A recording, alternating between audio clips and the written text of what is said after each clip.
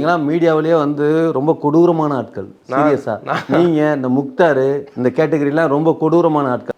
அதே மாதிரி நீங்க இல்லாத போல இந்த மாதிரிலாம் பண்ணுவீங்க. இப்போ நீங்க கேட்கறதுக்கு புரியுதுங்களா? கேளுங்களேன். கேட்கவா? கேளுங்க.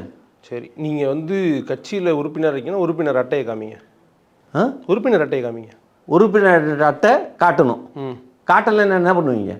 நான் என்னங்க பண்ண போறேன்? நான் உங்ககிட்ட நேர்காணல் எடுக்கிறேன். சரி, நல்லபடியாக போயிட்டு வாங்கன்னு சொல்லிடுறோம். விஜய் ரசிகர்கள் பார்த்துக்க போறாங்க உங்களை மிச்சத்தை. என்ன பார்ப்பாங்க? அவங்க பார்ப்பாங்க. அதான் சொல்கிறேன், என்ன பார்ப்பாங்கங்கிறேன். இப்போ நீங்கள் வந்து அவங்க பேரை யூஸ் பண்ணிட்டு இருக்கீங்கல்ல, அவங்க கவனிச்சுப்பாங்க, அவங்க பார்த்துப்பாங்க. அவங்கெல்லாம் பார்த்து மிட் நைட்லலாம் ஃபோன் பண்ணி அண்ணா நல்லா பேசுகிறீங்கண்ணே, ஆமாண்ணே உங்களை மாதிரி எவனுமே பேச மாட்டேங்கிறேன், சப்போர்ட் பண்ண மாட்டேங்கிறாங்கன்னு அவ்வளோ சப்போர்ட் பண்ணுறாங்க தெரியுமா? அப்படி பேச வேணாம், என்கிட்ட பேசிட்டு இப்படிலாம் பார்த்துட்டு வெளில போயிடாதீங்க, தம்பிங்க கண்ணில் மாட்டினீங்கன்னா ஏதாவது வேறு மாதிரி ஆக்ட் பண்ணிடுவாங்க. சீரியஸாக சொல்கிறேன். அப்படி எதுவும் பேசுகிற மாதிரி தெரியலையே உங்ககிட்ட. அப்படி எதுவும் பேசுகிற மாதிரி எது எப்படி எங்கேருந்து பார்த்தீங்க? இல்லை, உங்களுடைய கான்ஃபிடன்ஸ் லெவலை பார்க்கும்போது மிட் நைட்டில் ஃபோன் பண்ணியிருப்பாங்கன்னு தெரியுது, ஆனால் பாராட்டியிருப்பாங்கன்னு தோணலை. அதான்.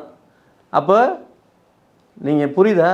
நீங்கள் விஜய் ரசிகர் கிடையாது, விஜய் சம்மந்தப்பட்ட ஆட்களும் கிடையாது. அப்படியே அஜித் கருப்பு சட்டை போட்டிருக்கீங்க, திமுக காரன், பக்கா திமுக கைக்கூலி. சீரியஸாக